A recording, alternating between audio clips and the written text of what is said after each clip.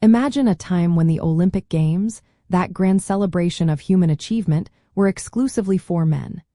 It might seem surprising today, but for many years, women were not part of the competition.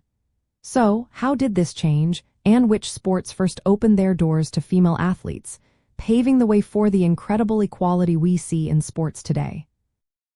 At the 1900 Paris Olympic Games, women officially participated for the very first time.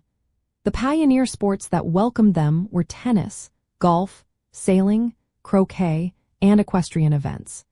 These groundbreaking inclusions marked a significant step in the history of the Games, breaking a barrier that had stood since the modern Olympics began just 4 years earlier.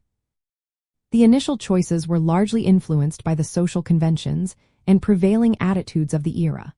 Sports considered more gentlemanly or ladylike were seen as acceptable for women, often those played in private clubs or requiring less overt physical exertion. This cultural context meant that sports like tennis and golf, which were already popular among affluent women in society, were natural fits for early Olympic integration. Additionally, these were often individual or pair sports, simplifying their incorporation into the existing Olympic structure.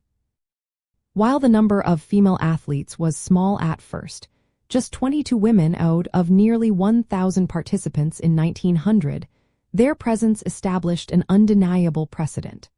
Over time, this initial acceptance gradually led to the inclusion of more sports and a greater understanding that athletic excellence knows no gender.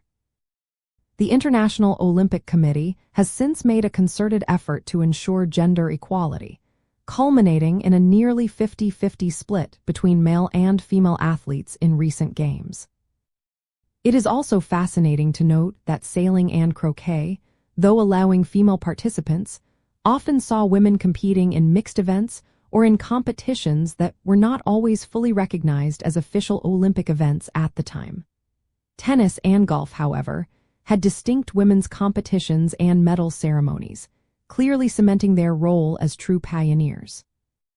These early female Olympians were not just competitors, they were trailblazers, challenging norms and demonstrating the universal appeal of sport.